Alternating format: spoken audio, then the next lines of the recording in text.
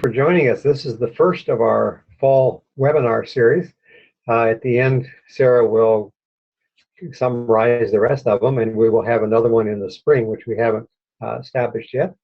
But thank you so much for joining us. I'm excited about this topic. You know, a lot of restorative justice programs that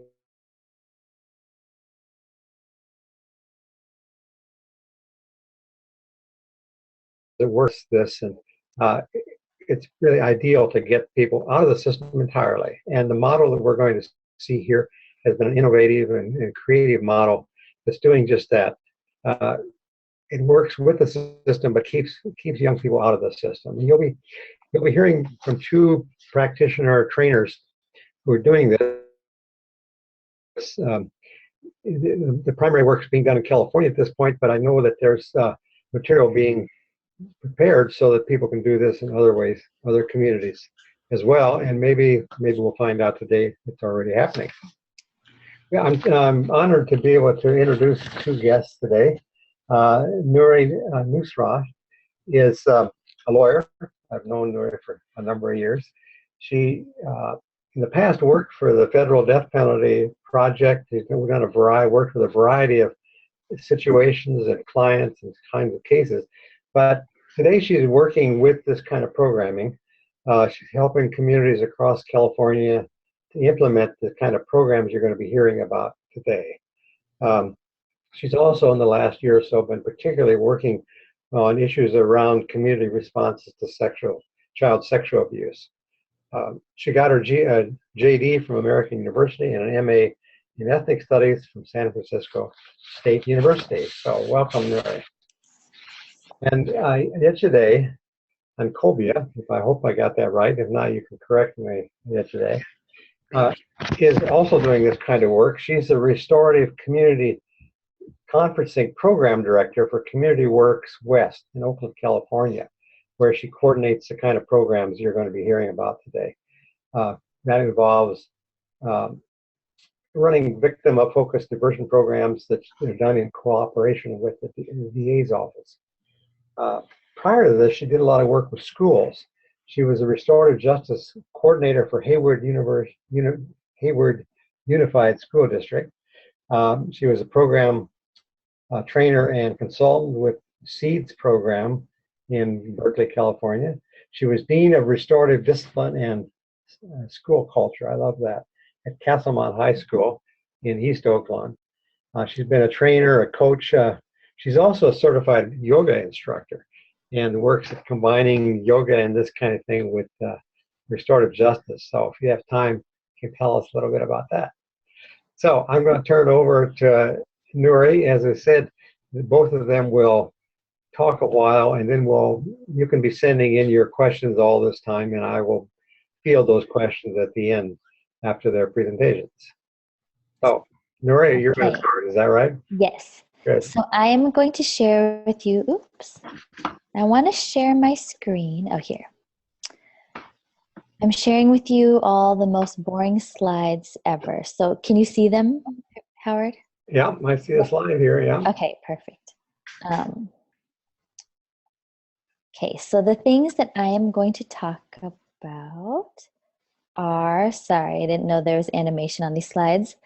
So really briefly, I'm going to talk about the model that's used in Oakland, California, Alameda County, and throughout certain jurisdictions in California, and a little bit about the work that I do versus the work that Yejide does, what the difference is, and then some things that are specific to the program that Yejide is a part of and our replication model, so an MOU, confidentiality, and choosing jurisdictions that are committed to reducing racial and ethnic disparities. So, oh, sorry. So, really quickly, I know this is probably redundant for a lot of people who are on this webinar, so I apologize, but I just want to be really clear that I'm not going to use the words offender, or I try not to even use victim, but, you know, person that's been harmed or person that's done harm, because I'm trying really hard to remember to always define people by as people, as human beings first, and then their experiences or their actions are things that they've done or experienced, but they're not their identity. And so it also allows for like some kind of dynamic growth and change, right? Like I've experienced harm and I've done harm, but I don't always want to be known as someone that's a victim or someone that's offended, right? And so my words might be a little longer while I'm speaking, but I just wanted to be really clear about that. So I'm going to go right into a little bit about the model. So we use a restorative community conferencing model, which is really, it's based on the family group conferencing that's happening in New Zealand.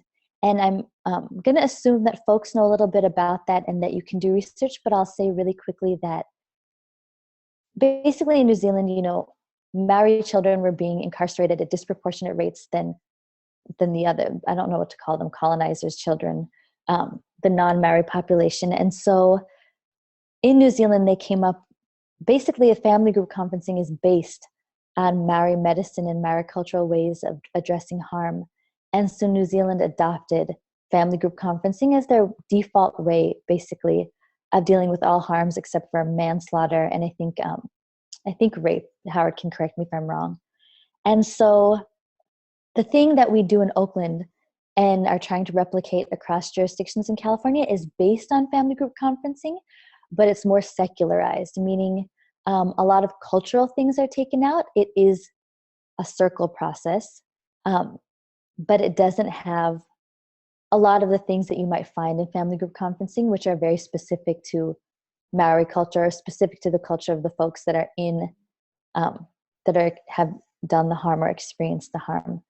So I'm trying to think, maybe I'll say one more thing about it, but the amazing thing about the RCCs that Yejide will talk more about is that because the folks in the room are community directly impacted and who've either been harmed or done the harm, the RCC turns into something that is their own culture, that is dependent on the communication of the people inside of the circle. So they are determining what meets their needs, what doesn't, how communication flows.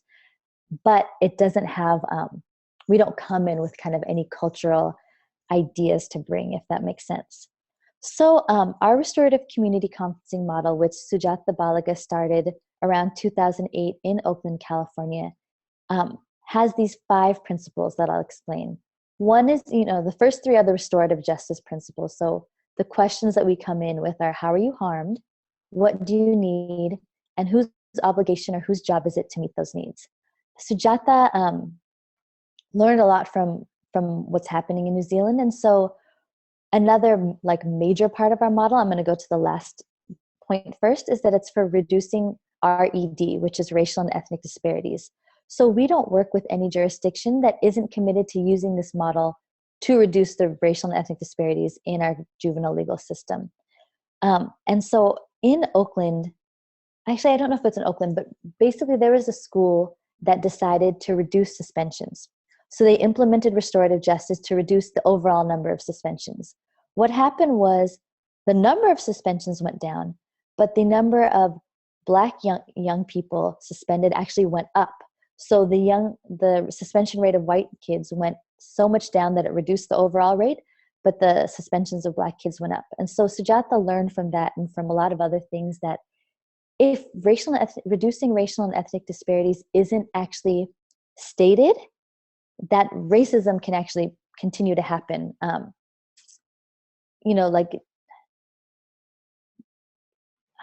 to think of how I want to word this. So basically, any kind of discrimination happens when people are aware of it and people aren't aware of it. So we're not saying that people were intending for this to happen, but that is the result. And so we make it very clear when we're working with jurisdictions that they have to commit to this. And I'll talk about how specifically we put that into reality. We make that just not an idea, but we operationalize it. And the next point is what Howard was talking about in the beginning, that our model is a pre-charge model. So the way it happens in California is a kid gets arrested. The police can divert it to restorative justice, or they can send it up to probation. Probation can divert it to restorative justice, or they can send it up to the DA. The DA is kind of the final frontier, and I'm sure Yejide will talk about this, but the DA can either charge the case or divert it to restorative justice. So the DA has the final charging power, And we are committed to making it pre-charge, which means post-arrest, but before charges are filed. I think about this continuously, and I think my understanding of why it's pre-charge evolves on the daily. But at this moment, there's a couple of reasons. One is, once a kid is already in the system, once a kid is on probation, in many jurisdictions across California, the number one reason kids are incarcerated is not for the underlying crime, not for the, let's say it's burglary or robbery, it's actually for probation violations. So if a young person is placed on probation, they are going to end up incarcerated. Like, that is just basically the statistic throughout California. So if we're trying to keep them out of the system while also attending to survivor needs. And so we don't want them to be charged and on probation because they're going to end up inside anyways. Another reason is that, the criminal legal system, any admission of guilt in the criminal legal system, any apology in the criminal legal system is an admission of guilt. So the paradigm, the worldview of the criminal legal system is, to me, completely diametrically opposed to what we're asking for in restorative justice. We're asking people to truth tell, to take accountability. If they did that in court, if they did that to the police, if they did that to probation, they're admitting guilt and it will be used against them literally in a court of law. So it's hard to get a young person who's been told by their public defender for good reason, don't speak. I will speak for you. We're going to base this on evidence, and don't admit guilt, to then believe us when we say, hey, but here you can tell us the truth. We're not going to punish you. It's really hard to convince them of that. And I also don't know if I would believe that if someone told me that after I was already facing court. So for those of many reasons, we're committed to doing this pre-charge. And I will say that as we work throughout California, and I'm sure even at Community Works, I feel like district attorneys are always trying to convince us that it's okay to do it post-charge. Like, why don't we just have them plead guilty and then we'll sentence them to restorative justice? And so it's not a static battle, it's a dynamic, ongoing conversation to try to remind them of why pre-charge is important. And a lot of jurisdictions are willing to work with us if we're willing to do it post-charge, and we say no. And so that means that we lose a lot of counties, a lot of cities, but to us, it's worth it because we don't want either the kid that's done the harm to be involved in the system, but also the victim or the survivor, getting up and testifying in front of a bunch of people that you don't know. Being cross-examined is not trauma-informed. Judith Herman, who wrote Trauma and Recovery, says that's like actually one of the most re-traumatizing things that we can do to survivors. So we are trying to keep everybody out of the system while really attending to survivor identified needs. And I feel like I'm going on about this, but there's one more thing I want to say, which is, as a lawyer, I've seen some aspects of the criminal legal system, and it really is not based on the survivor defining their own harm. And I think a lot of people on this webinar know that. It's based on the state defining the harm and defining what accountability looks like, which is punishment. And so that's also how restorative justice is a different paradigm. We're asking the person to define for themselves both how they were harmed and what they need, which I think once you get into the system, it's hard to pull that out. So sorry for going on about that. So participation in the model is, we like to say for survivors, it's voluntary. They never have to participate. If they decide they want to participate, and then they just change their mind, that's always allowed. However, for the young person who's done the harm, it's not voluntary. I have to be honest. Their choice is you can go through the criminal legal system, or you can go through restorative justice. That's a form of coercion, right? But that's where we're at. And so I don't want to say that it's voluntary for them. The other option is going through the system. But the young person that's done harm has to be willing to admit harm. And everyone has to come ready to problem solve. That doesn't mean that on the first meeting they're ready for that, but they have to be willing to move towards that. And like I said, the process can stop at any time. Usually it's the survivor. And in my experience, I haven't had any survivors decide to stop, but they can always say, you know what, it's 5 minutes before the conference. I don't want to go through that, and then we won't do it. And like I said before, the participants or the community who's there decide the outcome, not state actors, not probation, not police, even though sometimes police are in the room. So I actually was going to go through the steps on the day of the conference, but I think it's a little, I don't think that's necessary. I'll just leave this up here for a second. Sorry that the slide is messed up. And I think that Yejide's, sorry, I don't know what's happening to my voice. I think Yejide's stories will explain more of this in a way that's actually interesting than this slide. So this is what it looks like, and I know Yejide is going to talk about it, but basically, in an ideal world, there's 2 co-facilitators. The reality is that jurisdictions aren't funding this. It's usually foundations that are giving money for these programs to exist, and so there's just not funding to have 2 people in the room. And then even we've trained volunteers, and oftentimes volunteers have day jobs, so it's not possible to kind of get them to show up for conferences as much as we'd like. But, you know, the person who's harmed, who's done the harm, and the person who's experienced the harm are in the room, and they both have community members present. Sometimes the arresting officer is there. Sometimes, you know, whoever was indirectly impacted or present at the moment is there. And I think I'll also kind of just leave it there and let Yejide talk about what she's seen in conferences and go straight to some things that are specific about our model. So one of the things that happens is that we have a memorandum of understanding with this district attorney's office, which says that basically anything that happens in the prep for or during the Restorative Community Conference is confidential. So any conversations we have with the young people before and anything that comes out during the conference can't be used in criminal court against that young person. Why do we do this? Well, I think in part because Sujatha and I are lawyers, so we've seen people who are wedded to their job and want to win at any cost. And so I can't, on faith, trust in the words of lawyers who say, you know, we'll participate in this conference, but we promise we won't use anything against these young people. I just can't trust it. And I've seen enough times in court where the opposite happens. So we require this. It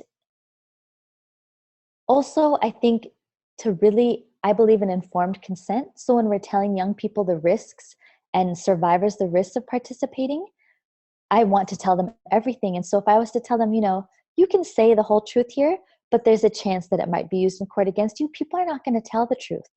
So it's just going to be something that, you know, enforces silence. So at first, the MOU used to just say, like, nothing can be used in criminal court against this young person. And then we thought about immigration consequences and some other things. So we added to the MOU that the DAs that are involved in the cases won't report the immigration status of anyone in the case.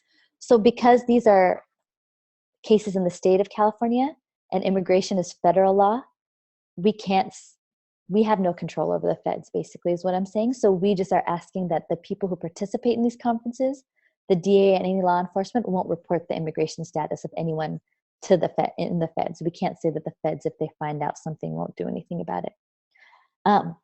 The next consideration or requirement, actually, that we have, like I was talking about earlier, is choosing jurisdictions that are committed to reducing racial and ethnic disparities.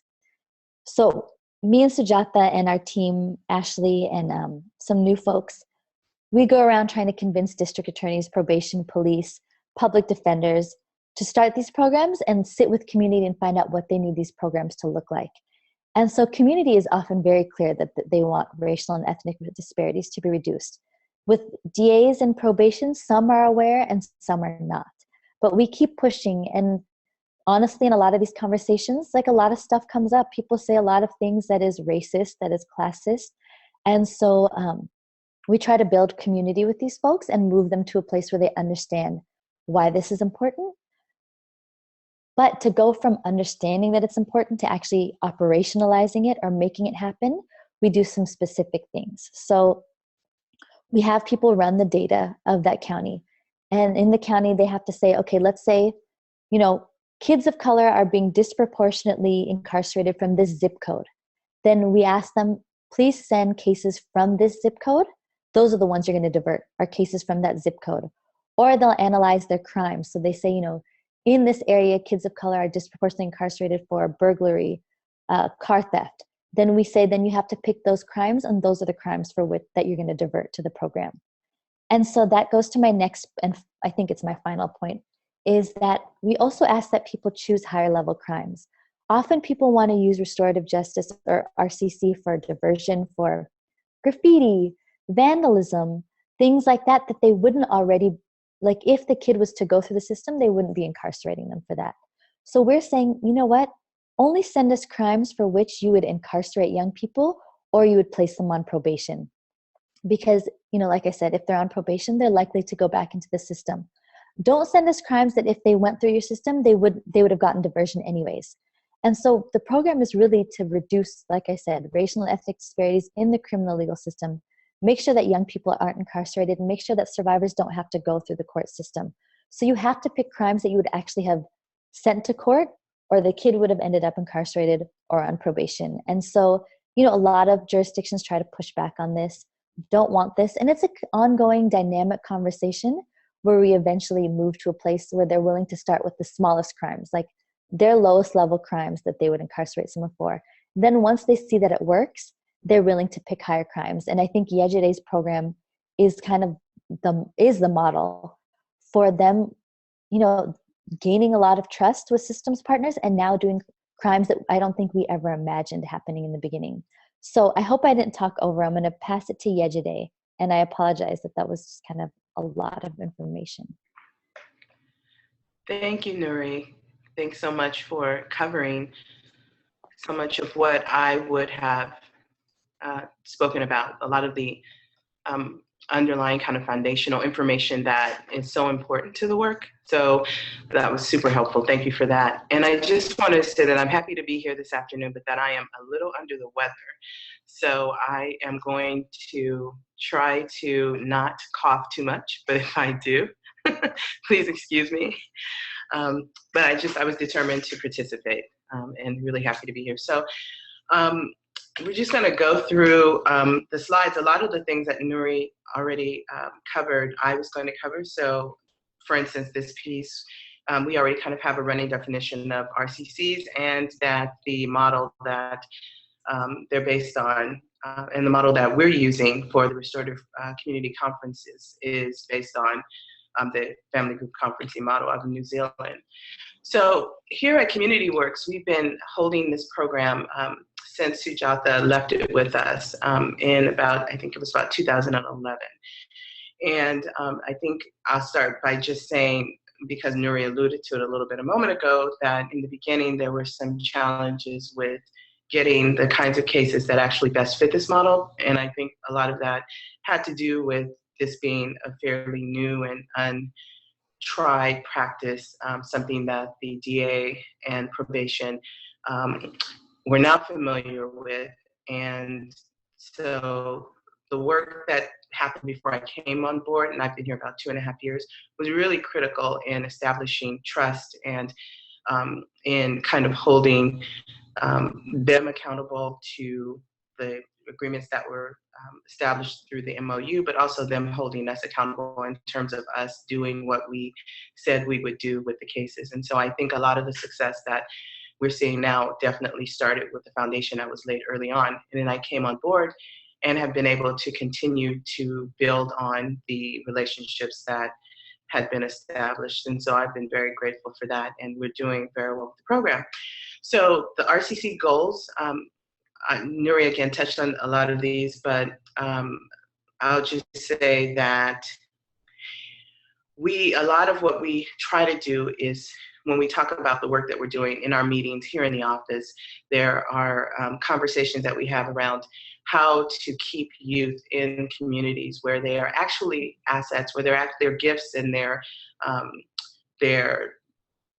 contributions to the community can be kept and not kind of pushed out into the systems where they actually do get caught up long term. So the idea of the foundation of these goals is kind of around really keeping youth in communities and keeping the community stronger and healthier because the youths are still there. And obviously avoiding entry into the criminal justice system is a huge part of it as well. I mean, in terms of minorities, in minority youth in the juvenile criminal system, you know, they're only about 38% in the nation, and yet they're 70% of the youth who actually are either arrested, charged, or spend time in the system long term. So the goals are super important. When we do the work here as a team, we always keep them in the forefront of our minds in terms of the importance of making sure that we have these ideas in front of us as we move forward. And so who's involved? So here at Community Works, we have 5 conference coordinators for Alameda County, and we have 1 conference coordinator for San Francisco. And the conference coordinators are the main holder of the work in terms of the individual youth and harmed or cases that we have. And so they are definitely doing the work firsthand and on the ground, and making sure that, again, we're holding to the fidelity of the model that Sujata put forth and originated out of the family group conferencing. The person harmed is also involved, and their support. And then our program serves youth 17 and under, 17 and a half or so, because obviously when they're adults, we're moving into a different set of requirements and agreements that have to be made to even take those cases. We're actually trying to figure out ways to move further into the 18 to 24 age group, because we have found that a lot of the things that Nuri mentioned earlier in terms of youth being in the system and continuing to be in there beyond their youth is impacting those kids who are getting out, who are 18 and older and still kind of tied up in the system. So figuring out ways to extend what we're doing beyond the 17-year-old age group is a big part of what we're looking forward to in the future and what we're working towards. But right now we're 17 years and under. We do take youth as young as 9. We have a 9-year-old on our caseload right now, believe it or not. We do want cases that are situations where youth would have been charged for an offense. And so in this case, this particular 9-year-old boy, African-American boy, broke into a yard and broke into the yard, then proceeded to break into a cage where a rabbit was being kept, and broke the lock and took the rabbit out. And around the time that happened, the owner of the property realized what was going on and basically stopped the youth, called the police, and held the youth until the police came. And so once the police got there, you know, the whole cycle started, the one that we're trying to interrupt, where at no point did anyone kind of stop and go, is there an alternative to what we're doing in terms of dealing with the situation? Because certainly the victim was harmed, her property was damaged, and the rabbit, you know, the cage was damaged and everything. But the youth, who was 9, was arrested, and you know, the police officer, we would like to think that the police officer might have thought to go to the parents and actually just take the youth home and talk to the parents, and maybe the parents would have been able to talk about, paying for the damage that the youth was had done. But that didn't happen. The youth was arrested. Youth went on to probation. Probation has discretion in terms of the cases that go up to the DA. And so in some cases, they can divert to alternative programs that will keep the youth from moving any further into the system. But in this case, because the owner of the property wanted to press charges, the case went on to the district attorney. And so they get it, and they're looking at the case, and they're thinking what we are, that this is a 9-year-old child who broke into a backyard where there were not just rabbits, but there were goats and chickens. It was kind of like a petting zoo, a place where kids would want to be. And so they diverted the case. And so when we get cases where kids are that young, it's really up to us to work with them and work really a lot more close with the parents or the guardians, caretakers, caregivers, because we want to make sure that the youth is able to be as accountable as possible, is able to really understand a lot of the things that we're going to be asking them to do in this process around accountability, around thinking about who else was harmed beyond the person whose property was damaged. And so there's an assessment that happens that each coordinator takes upon themselves to do to determine whether or not this can happen. And like Nuri said earlier, a lot of times kids will come to us and for whatever reason, they may not be ready to fully admit what they've done. And the process is voluntary, true, but not, as she said. But then, you know, there are cases where kids will come to us and say that they absolutely didn't do something. And in those cases, we refer out to other agencies, to other legal agencies for support. But in this case, the youth was willing to admit what he did. The troubles that we run into in cases where kids are so young, and I have a 9-year-old, so I completely understand, is kind of this idea, this sense that, did it have to get here? So, these are kind of some of the challenges we have when kids are really young, but I think our determination to move and support them through the process so that they can be accountable and avoid the system, I think goes up exponentially just because they are so young. And so I'll just go on and say that in our conferences, police and district attorneys are also sometimes present. We were fortunate enough, I was fortunate enough to train police officers with nuri a couple of years ago. And we trained, I think, 25 officers who were not familiar or as familiar with restorative practices as they were once we were done. And from that, we were able to, for the last couple of years, request officers to sit in on conferences when it's appropriate, when either we can't get the arresting officer that was involved with the offense, or if there's something about having a police officer there that we believe might actually help strengthen the whole conference and the outcome. And then the district attorney, which is where we get 95% of our cases from, they are also attending conferences as invited and as they are able to. And they will bring their expertise. And a lot of times these two parties will just come in and talk about initially what would have happened if the youth had gone through the traditional system, and will outline it pretty clearly in terms of the kind of horrible things that they would have to do that really had nothing to do with the victim, but had a lot to do with them spending a lot of time being under observation, supervision, and all of these other things. And so they will bring that piece in, but then they will stay. We will invite them to stay always, to bring in their own stories, their own pieces, their own humanity around what the situation is as community members. And so that actually has been really interesting to see that develop over time in terms of their willingness to open up. And so here's a look at the process, and I won't go too far deeply into it because we don't have a lot of time, but I just thought that visually for you to see what we do would be helpful. So we have our youth here, our responsible youth who commits an offense.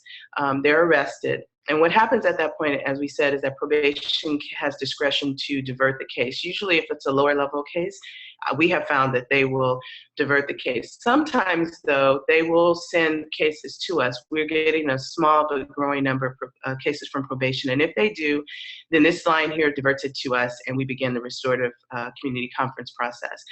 If they send it to the DA, then again, it could go on through the system, through courts, through a finding against the youth so that they would either be put on probation or they would actually spend time in juvenile hall. And then they're in the system and they're locked in this ongoing pattern that they can't get out of. When they're diverted to us, the youth and the person harmed consent to be in conference together, along with supports, as Nuri said, for everyone. And we'll talk a little bit more about conference, but these are the folk who would then be in conference of the community. We would always want a member of the community present, if possible, law enforcement or the DA.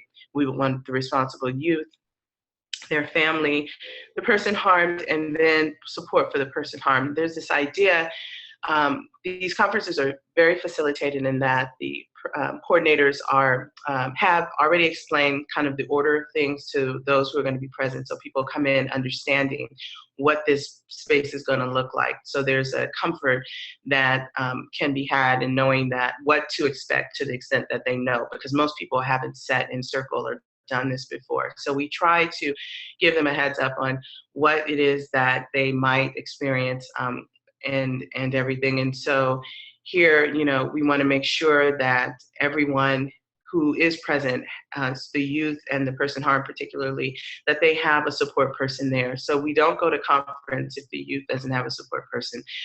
The person harmed can opt out of having someone there. It's pretty much their process, in the sense that if they express a need for something to happen in that space, we try our best to accommodate them, as long as it's not going to be something that actually causes harm to the other participants. And so out of this, they're going to have some agreements, and we'll talk a little bit more about that, and that the youth will be asked to do certain things to repair the harm, to make things right. And once they're done, they will then be successfully completed with the program. And this is pre-charge. And so what happens is the district attorney will actually hold the case for a certain amount of time to allow us to work with the youth. And then once the youth successfully completes, the charges are not filed. So they're never filed, and the youth can move on. And this graph is on our website if you're interested in seeing more and looking more at the details of it. It talks a little bit about costs. $4,500 for a youth to go through our program one time versus $23,000 to go through the traditional system. So things like that are kind of interesting on here. So preparation. So the conference, the way that we're doing this model is that, in my mind, it's broken into 3 parts: preparation, conference, and plan phase. And so preparation is where these restorative questions that Nuri spoke about earlier are brought into play. And these are just a few of them. I didn't want to put them all on the page, but there are quite a few questions that we ask the youth to get them to think about what they've done, the impact, who's been harmed, and for them to begin to think of the harm outside of just the person that the harm was committed against. So oftentimes we'll have youth come into an enrollment meeting, and they'll sit down and we'll start to ask them these questions after they owned what they've done. We'll ask them these questions, and we'll ask them, who else has been harmed besides the person that that was directly impacted by your action?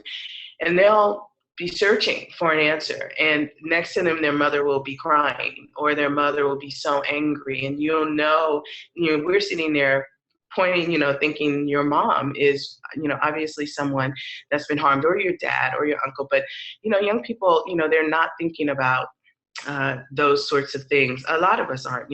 As adults, we haven't been taught to think of the actions that we do that hurt as having like these kind of reverberating impacts. And so it's really important for us upfront to really have the youth begin to think about that. So these restorative questions are the beginning of that. And what happens is we take them next to a set of questions that will be the foundation for an apology letter that they will put together with the coordinator, who will spend a lot of time with them the first 5 to 6 weeks before conference, meeting regularly to work on these questions, to be sure that they're being fully accountable, that they're not avoiding responsibility for any parts of what they did. Sometimes we have co-parts, and so a youth may have done this, but not that. And so we try to be as careful and nuanced as possible when looking at these harms, without letting you kind of shy away or get away from the things that they've actually done. So this apology letter, again, there are more questions that we use, is kind of these questions become the foundation for the letter. The coordinator will work with the youth to craft a letter, and that letter will be what is read in conference to the person harmed. And so conferences are basically information sharing, storytelling. As I said, the youth will come in and apologize, and will also share what the harm was, because not everyone would have heard the entire story. And so the youth is prepared to talk about that. And then the person harmed will be invited to share. In cases where the person harmed wants to share first, because again, it's their process, they can share first, and then the youth would do the letter and talk about what they've done. But most of the time, the youth starts out the conference with the apology, and everything flows from there. So the person harmed will have an opportunity to tell their story and to talk about the impacts. And from there, we'll go to the family, to community. If there's someone in law enforcement there, they will share any stories they have. If there is someone from law enforcement very up high in the process, they would have talked a little bit about the charges that the youth was dealing with, and what could have happened if they had not gone through this process, as I said before. So the information sharing happens. That happens until everyone's had an opportunity to fully express or to the best of their ability. You know, this process is new, and so oftentimes we find people are not totally comfortable, even though they're all prepared. Everyone is prepared. The coordinator talks to everyone before the conference, but it's a new process, and so sometimes people struggle with that. But they will share their information. They will all have an opportunity to tell their stories, and then we'll get to plan development, where the youth will actually be asked to do things to repair the harm. And there are 4 areas that we look for the youth to go to in terms of things that they need to do, and that those places are obviously to the victim, to the family, to the community, and then also to themselves. The idea being that we would like the youth to begin to understand this idea that when you're doing making these poor decisions and doing these things, that you're actually harming yourself as well. So the plan will usually have those 4 pieces, at least with 4 things that the youth needs to do. And then about a week after, so then everyone has to agree. So, you know, the foundations of restorative justice are around consensus and people coming together to agree on things. And so just as that is true for a lot of the practices, it's true for this one. People in that space have to agree on the accountability pieces that the youth has. And then once that's done, then the conference is over, and the youth will be free to go ahead and make good by what they promised they do. About a week, no more than a week afterwards, there's a refining of the plan that happens, because we try to make every plan smart, meaning it's something that it's specific, measurable, attainable, relatable, and timely. And so this happens at the plan at about a week out, to make sure that everything that the youth is being asked to do, they're crystal clear about it, because we will actually hold them to this agreement. And so we want to make sure that they understand what they're doing, and that we can actually help them to reach those goals. And then on the right side is kind of our Roots of Restorative Community Conferencing tree that kind of speaks to a lot of the ideas and things that we like to bring into conference, in terms of the roots being around empowerment and honesty and openness, things like that, respect. Then your trunk being around the accountability piece we've worked on, and then all of the wonderful things that come out of conference, all the wonderful revelations and outcomes that come out of conference, and make them all, each one, special. And so here's an example of a plan. So as you can see, there are the 4 pieces I talked about. There are a lot of signatures on here, because everyone signs the plan at the completion of the conference as a kind of, because they're witnessing something special, something that the youth has agreed to do, and also because some of these people will have agreed to support the youth in the process. And so the idea is that it's not just the coordinator who's going to help this youth through, but it's other folk who were there who are also support people, who will be able to do some of these things with the youth to make sure they succeed.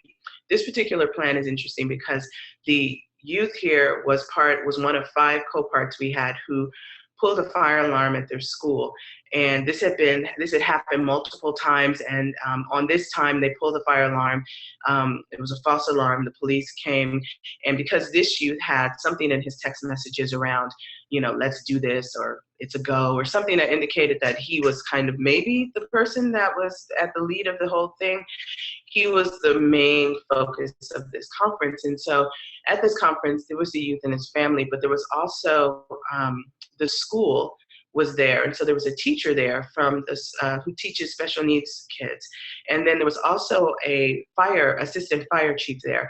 And what ended up happening that was really powerful was that this teacher that was working at the school really spent some time talking about when the fire alarm went off, that because those students some of them have limitations around movement, need special care, assistance, attention in moving around, and even really basic things that we take for granted, that when that alarm went off, they had to get those kids together, and that there were kids who were not able to move out themselves. And there was one child in particular he talked about who was in the middle of having a diaper changed, and that because this happened, he had to, wrap him up in the soiled diaper and move him out into the school courtyard, and how that actually harmed that youth and harmed the teacher, and really was just not a really good experience at all.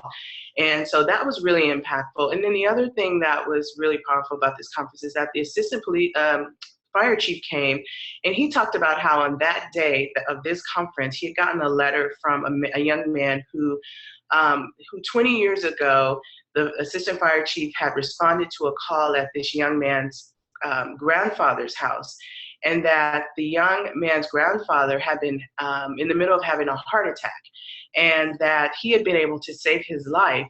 And the letter basically said, you know, thank you for being there. If you hadn't been there, I'm sure my grandfather wouldn't have been here. Thank you for giving me 20 more years with my grandfather. And he looked at the kids and he told them, you know, if this had been 20 years ago, what you did, I may not have been there to save this man. And, you know, there was just this sense of, you could tell, you know, that the kids really, really understood that from his story. And so the plan really reflects that, where you have this youth under the person harm volunteering at the school with the disabled community. He went in and helped on a day when they had a big event and really helped out with the community and everything. And so there's just pieces on here that really reflect that they were really moved and impacted by what was spoken in that conference. And so this is just an example, one example. This is what happens at every conference. And what happens after this, again, is the refining of the plan. And then the conference coordinator will work with the youth to complete all of these things on this plan. And it can take sometimes up to 60 days, sometimes 90 days. It depends on what's on the plan. And once that's done, the youth is successfully completed and the process is done. And they get a completion packet that has a certificate, has a letter from the DA confirming their completion, has information on how to seal their records, and has a detailed list of everything that they were supposed to do along with the date that they completed it. And so they take that away with them, and we'll have that moving forward. These are the types of charges that we have been able to get over the last few years, and we're very excited about that because the model is rigorous. It takes time, and so as Nuri said, the misdemeanor level offenses don't really work because there's such a time commitment involved in the process. And so these are the exact types of offenses that we want to have, and we're working with the DA to get more of them. In terms of the program, Alameda County and San Francisco are the two places where we have this program right now. Alameda County is much larger in that we serve more than 100 youth a year. In San Francisco, it's about 30, and we have a coordinator there who does that. In Alameda County, we're funded by the Board of State and Community Corrections for 4 years. We have got a really nice grant, $1.2 million, to extend our program out into South County.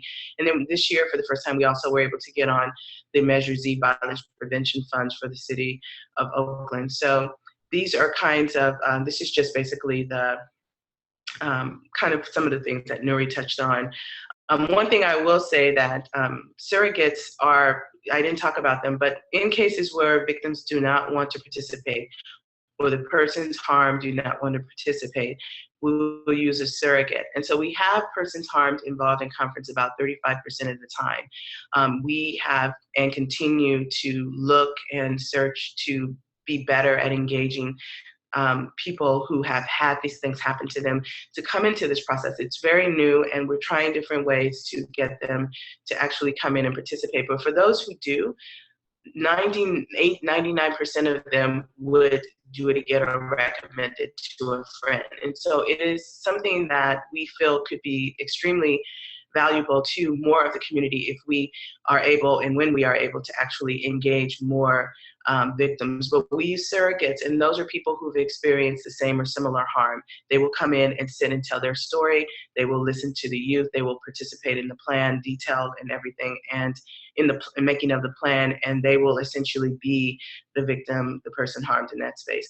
And then in terms of data collection, we have been pulling data for years from probation and the DA's offices, which is how we've been able to compile our numbers and why we know that our recidivism rate is somewhere around 10% right now. And that's it. That's the program. Thank you so much.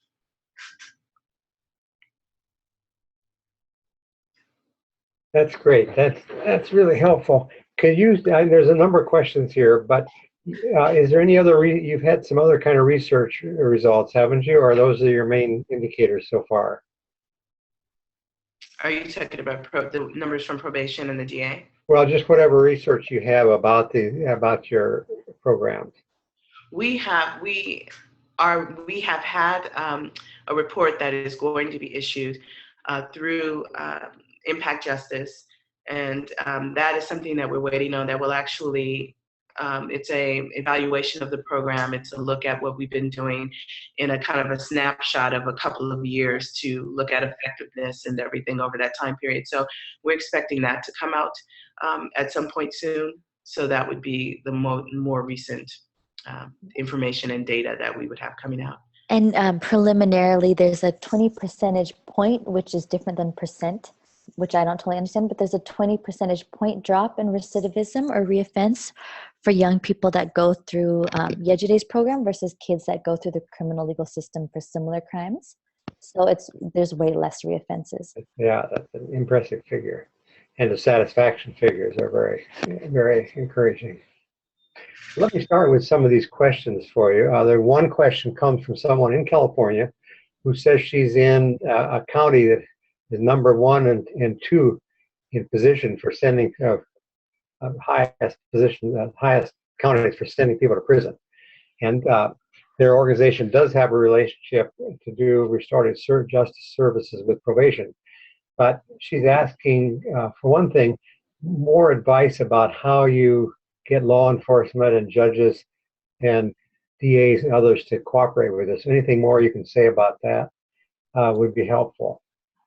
Yejide, do you have anything to say? I have some ideas about other jurisdictions, but you work with Alameda County, so if there's some things. Yeah, like I said earlier, I think a lot of the groundwork had been done in terms of the initial relationships. The agreements around the MOU was established before I came, and so you can maybe speak to what that looked like in terms of negotiating those pieces.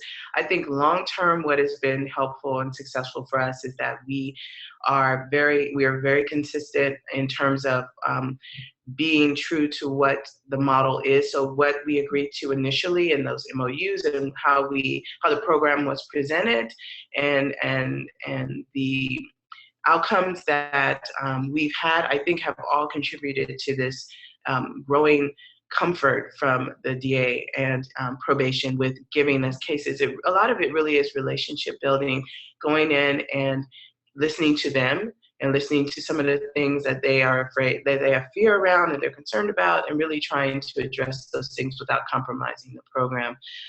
So that's what I would say about it so far.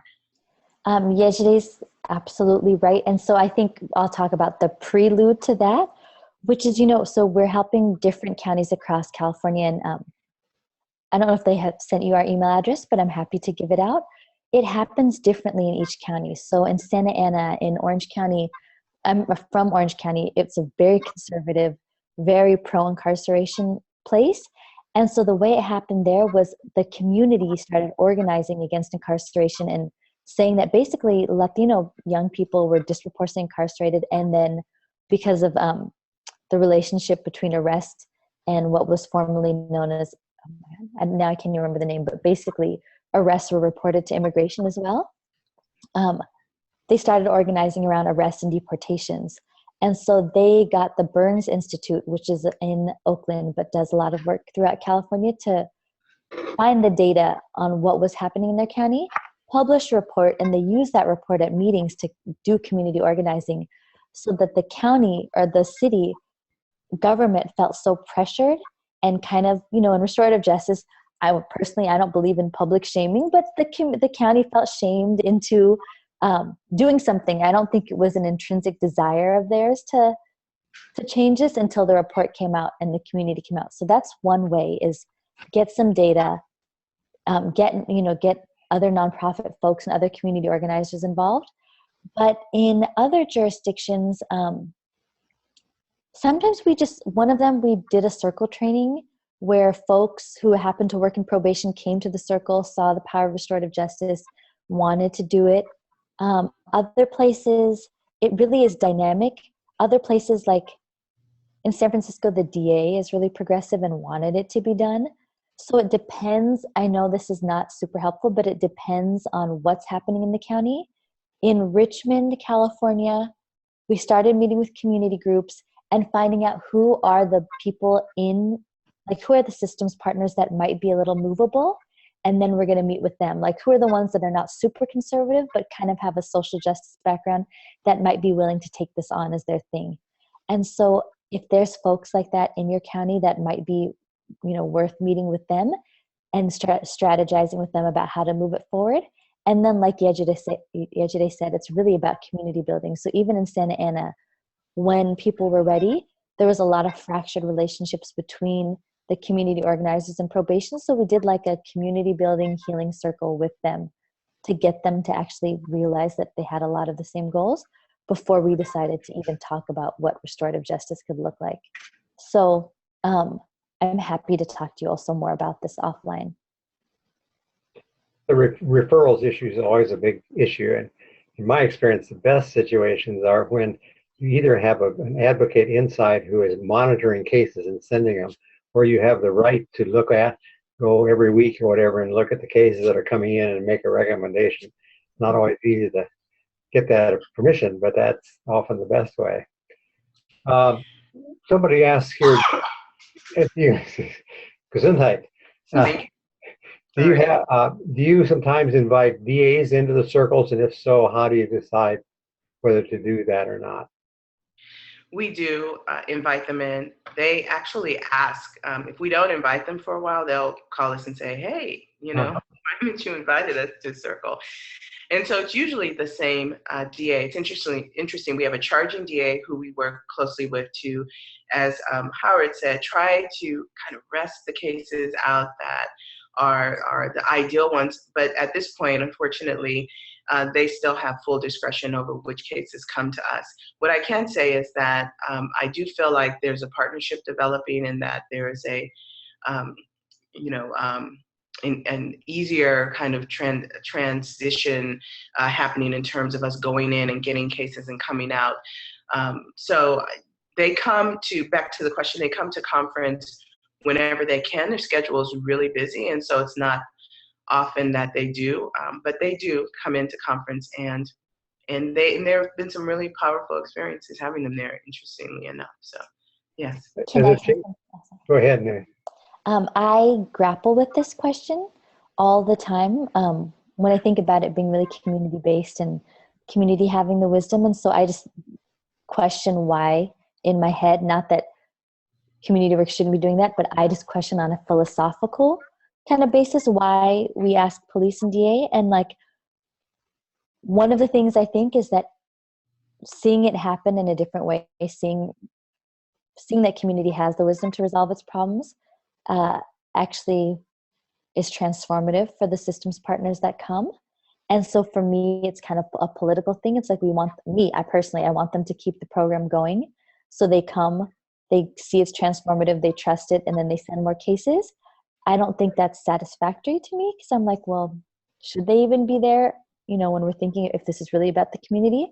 And so I have a lot of questions, but that's what I've come away with so far. No, I think we wrestle with those concerns too. I think what we've come to sort of settle with, at least for right now, is this idea that the community includes people, even if their actual employment is doing something that's sometimes counter to what we're trying to do. And so we have them come in, I think, in our spirit is that they come in as members of the community. Of course, they can't take that hat off easily, but over time, it has gotten a lot better than it was in the beginning. And I will say too that one of the DAs talked to me not too long ago about how in the beginning she didn't want to send us some more difficult cases, because she would look at the case, she would look at the youth, and she would make a decision that this youth was not going to work with restorative justice. And what has happened over time is that when she saw us doing work that was consistent, that had good outcomes, she said herself, I put a couple in that I didn't think would work, that would actually fail, and they didn't.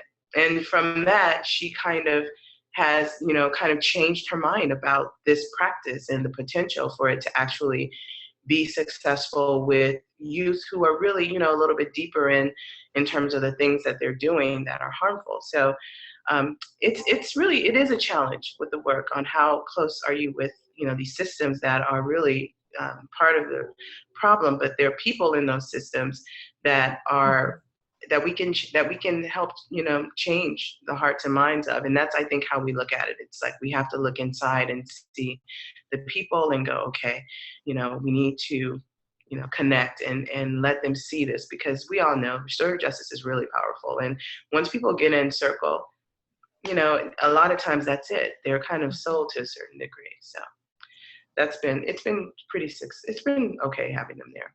You know. Well, I have a police chief friend who's talked about how transformative it is for his officers who are skeptical to sit in the circle and see what actually happens. Mm-hmm. The question here, if you ever allow outside observers to come in and sit in the circle. So. Wow, that's a question I had just this morning, because we often have reporters who want to come in and report, and they want to observe. And no, we don't do that. And so if you're coming in, so the question is, one of the things we struggle with is how to let people know what we're doing, because we want more people to want to do this so that it can actually grow. And one of the ways to do that, obviously, is to get some sort of media on it. But, you know, we don't compromise our youth. We don't put their pictures out. We don't do that. We do sign media consent in the beginning. And so youth and families do agree to some media exposure, but we really don't cross over into names and things like that without, you know, really explicit agreements from the family. And there hasn't been any since I've been here where we've actually photographed a youth. And so a reporter wants to come in right now, and I know he needs the picture for a story because I was a journalist. And I know that if we get the picture, you know, there's a chance that more people will see the story. But if he comes in, he has to be a participant. He cannot take notes. He has to be a community member. And so far that hasn't happened. We haven't had any reporters in because usually they're no takers. They don't want to do that. They want to observe and report. So no, anyone who comes in, they're either a volunteer. We invite volunteers to come in from the community, and we invite surrogates to come in and participate and support the process in that way. Otherwise, no one's there, just sort of observing. For a lot of reasons I could go into. Sure. It's not fair to the family. It's not fair to the person harmed. It's just not what it's about. Here's a question that goes to process, and that is, why do you make the agreement smart? Why not make the agreement smart in the circle rather than afterwards?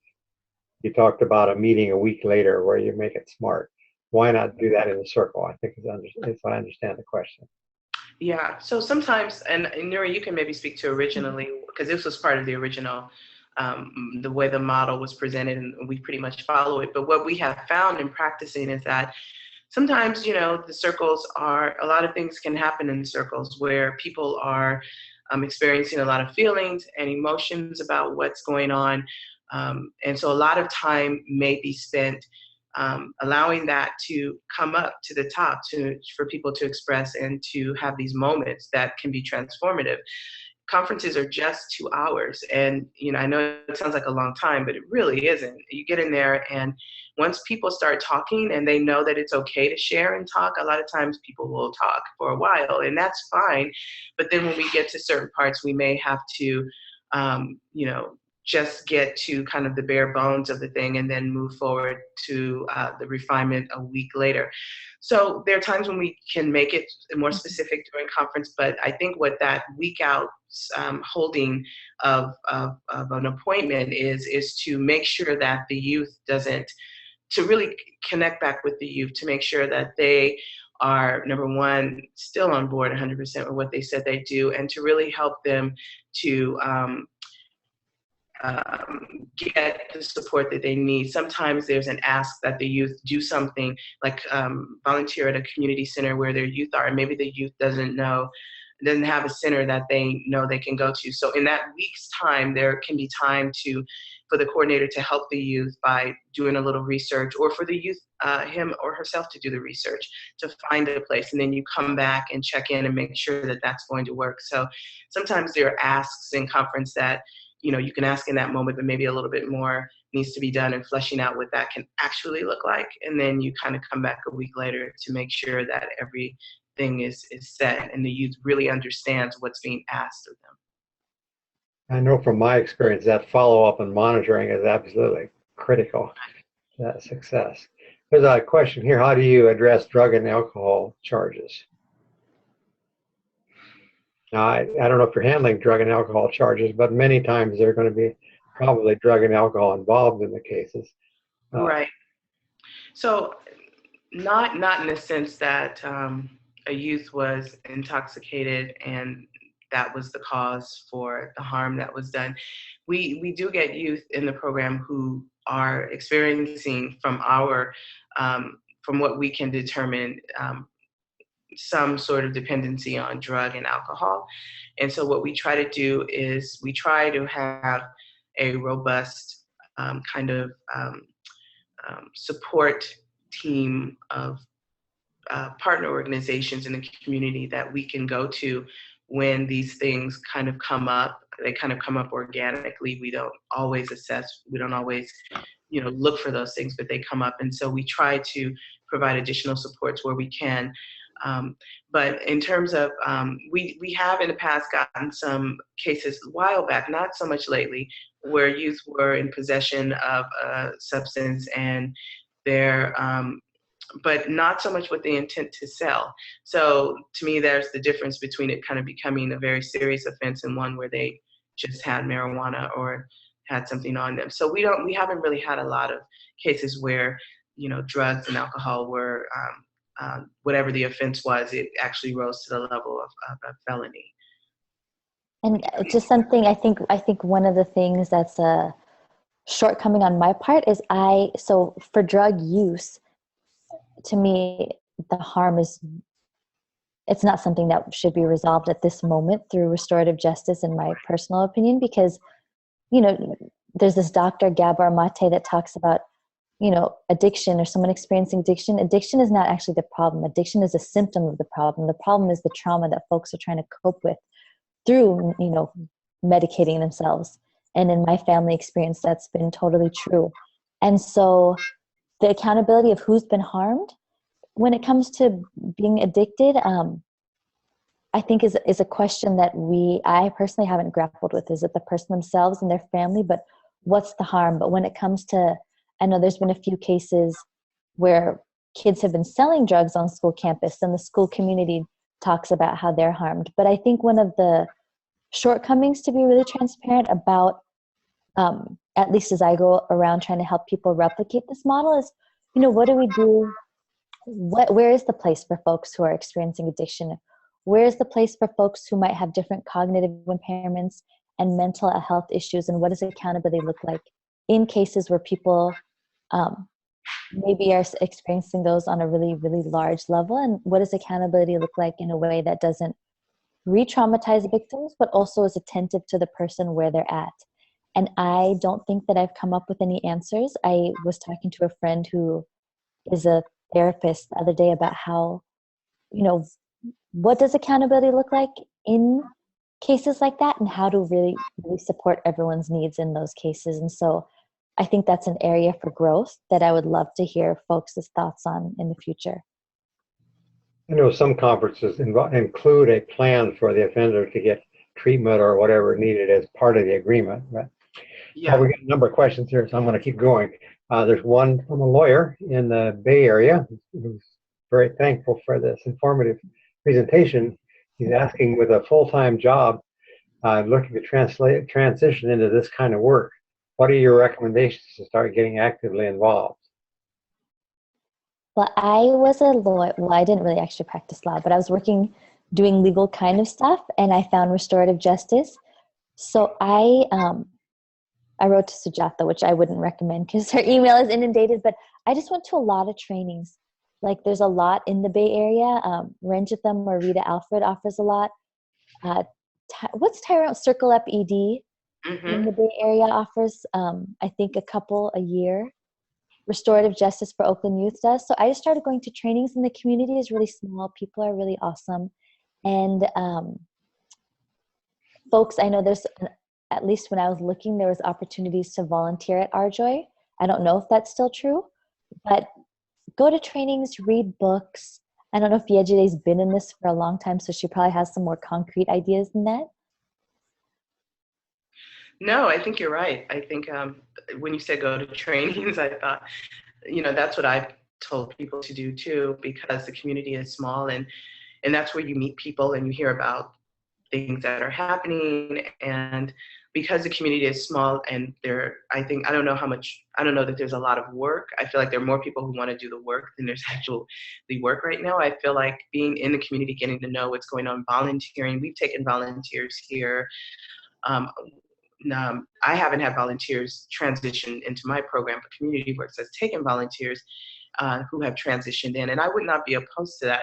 So I think, there are a few ways in, for sure. Trainings and also volunteering is always huge, is a good way to get in, and really reading about the history and the work and trying to understand it. And then practice. And going to interview. Or the Summer Peace Building Institute. Which you hear about. Our program has hosted gatherings for lawyers who are trying to practice restorative justice, and there's some talk about doing that in conjunction with our Summer Peace Building Institute some year. So keep watching. We might be doing something like that. There's a question from Australia, and I'm going to read it.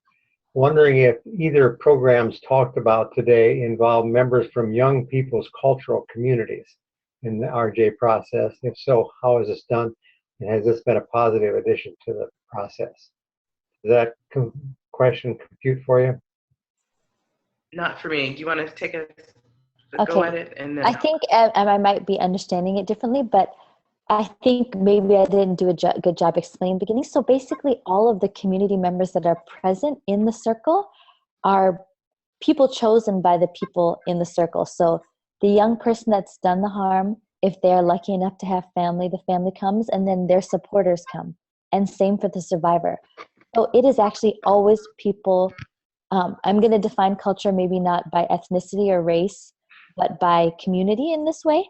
So the folks in the circle always have their people in the circle, to put it really kind of like in regular terms. And so the culture of the circle, the facilitator doesn't really say much when the RCC is happening. It's really the people in the circle talking to each other.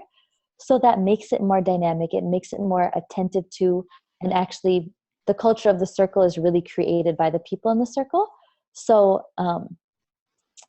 it's not like we're saying, hey, you need to get, I'm Pakistani. It's not like we're saying, hey, you need to get Pakistani people in the circle, but I would automatically pick my family, I would at least, and my parents are Pakistani, so they'd come, and people from my community who would reflect whatever culture I feel a part of. So that might be, I'm suburban, I'm social justice. They might reflect all of those values. And so that culture really dictates what's happening in the circle. And I know that's different than things that are happening in New Zealand and in Australia, where it might be, I know at least a little bit, I do know that there's, Maori courts and things like that. And so it doesn't happen like that. It's more of a dynamic process that's really unique to each circle, if that's what you're asking. In New Zealand, that by statute, it's supposed to be culturally appropriate for the participants. So the facilitator's job is to negotiate with the participants about what it will be culturally appropriate. Now that's a different context, but that's interesting. The one thing I will say is Yejide does an incredible job of trying to get folks who are really from the community. So the program is in Alameda County. Folks who are from there, folks of color, folks who are bilingual, and who also are really incredible at holding equal compassion for people who have done harm and people who have experienced harm, and kind of doing what Howard says, maybe in not such an explicit way, but really being like, how would the circle meet your needs? What do you need to be there? What do you need not to be there? And making it dynamic and attentive to the culture of the folks that show up. No, actually, I appreciate you saying that, Nuri, because I was just thinking that one of the things that is true about the circles that we do, the conferences we hold, is that they're very diverse in terms of who's sitting in that space, in terms of their racial or ethnic backgrounds, and in terms of their socioeconomic backgrounds. And so I think what happens in these circles, I think when you say dynamic, I think, yes, that's a really good word, because you are getting people who may not often get to be in these spaces together, coming together to have these really intentional and sometimes deep conversations around harm. And I think that's where a lot of the changes in attitude happens, because you get an opportunity to speak to a youth that you may not have ever had a chance, you may not ever have gotten a chance to speak to, but for the fact that they did you a harm. And now, you guys are working together to repair that. So I think dynamic is a really great word, because they are really dynamic in that they're diverse, and I think it makes it really interesting. The outcomes are really unusual in terms of what people ask. We had a case where a youth jumped a youth in Berkeley and took his backpack, and the young man was, I don't remember his the denomination, I don't remember his spiritual practice, but in circle, it came out. He mentioned it. He brought it up. He brought it forward. And what he wanted this youth who had jumped him to do was to come to church with him, or to come to his spiritual service for 3 consecutive weeks. And that, those kinds of things are not things that are usually ways that people think about accountability and restoring, but that's a need that person expressed, and that's what happened. Yeah, we used to have cases like that too, and I remember they'd agree to go to church a certain number of times, so each week the fellow would bring in a bulletin to show he'd been there in this church. The judge says if that's what they want, Yeah. Raises a question that somebody's asking here. How do DAs measure success? Is it completed agreements? Is it lack of restitution? What do the DAs you're working with think makes success?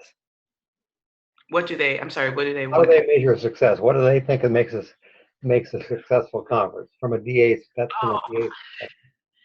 Yeah, I think it's interesting, because I think, and you can speak to this as well, Nuri, in your experience, but they're initially they're looking for that accountability. So accountability for them has, is very already defined. So it's usually something around community service, or it's something that, you might get if you go through the system and you're on probation and you're assigned to do a weekend at WIDA or something. So it's all very familiar and a little bit predictable. I think that the longer they participate in conferences, the more they relax into understanding that for the victim, it is whatever they need, and that's what we're trying to do in order to make up for what was done to them. And so they tend to be very traditional in what they want in terms of accountability. Police officers will sometimes want you to ride along. I think it speaks to what Nuri is talking about in terms of how valuable those kinds of things can be. And so all of those things are negotiable, because the conference, the youth has to agree to do it. And so it's not until there's that agreement that the youth actually has to do any of it. And that's why it's important to have allies there for the youth and for the victim, because we need to be able to speak for that young person who may not be able to fully articulate, themselves, how they feel about these things that are being asked of them. But DAs are pretty traditional in terms of their asks. Yeah. And then when we're trying to convince DAs to start the programs, they want to know, does it save money? Does it reduce recidivism? And I think what Yejide said is, first and foremost, often they think it's letting kids off easy, so they need to know that it really is an accountability program, and not like a lot of times they say, oh, it's just a slap on the wrist. So we have to convince them about attending to survivor identified needs.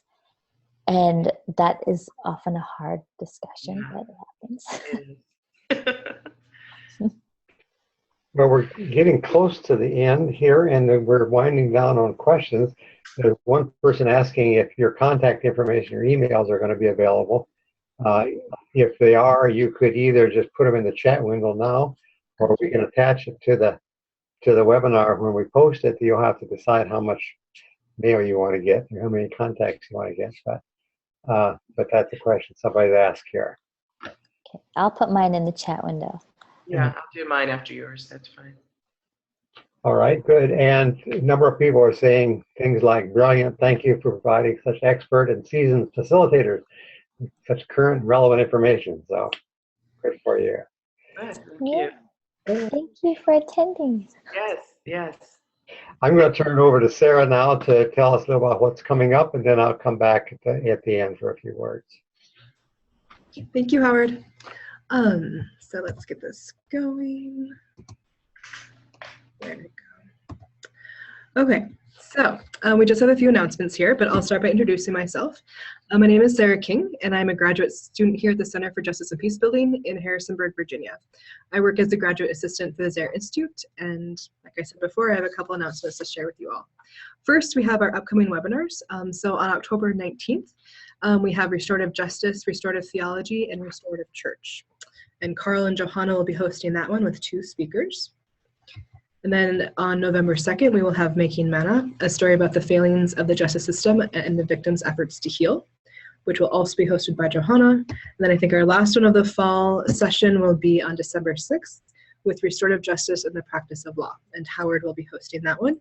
And the link at the bottom of the screen is where you can go and sign up, look at the webinars, and then also register for them whenever you're ready.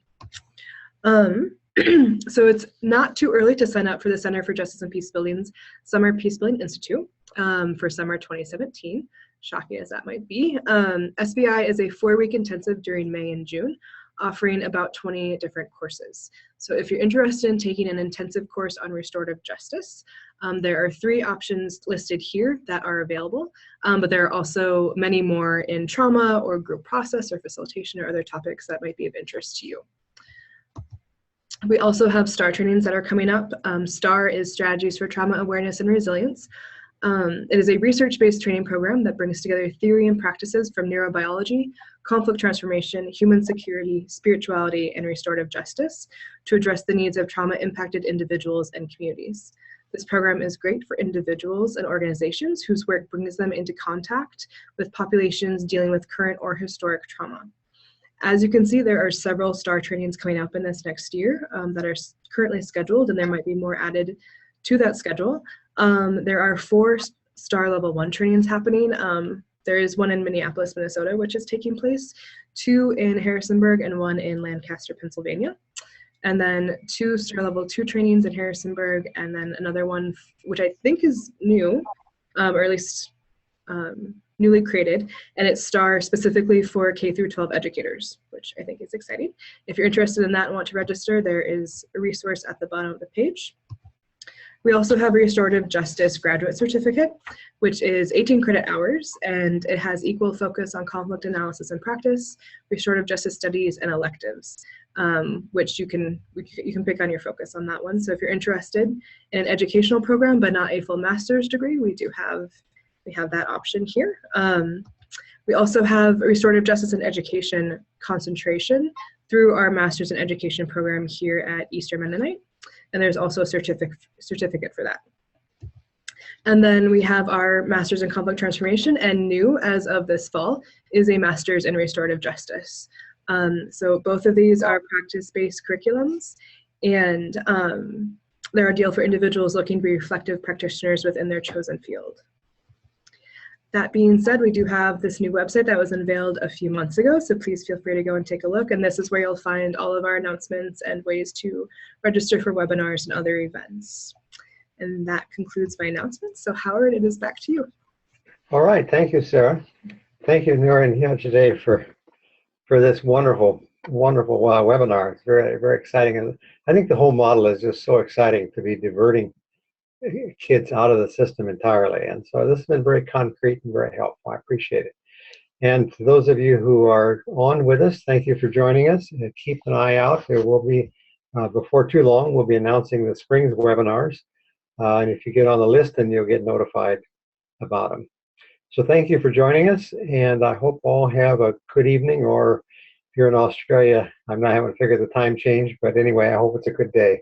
Good night, everybody. Thank you. Thank you.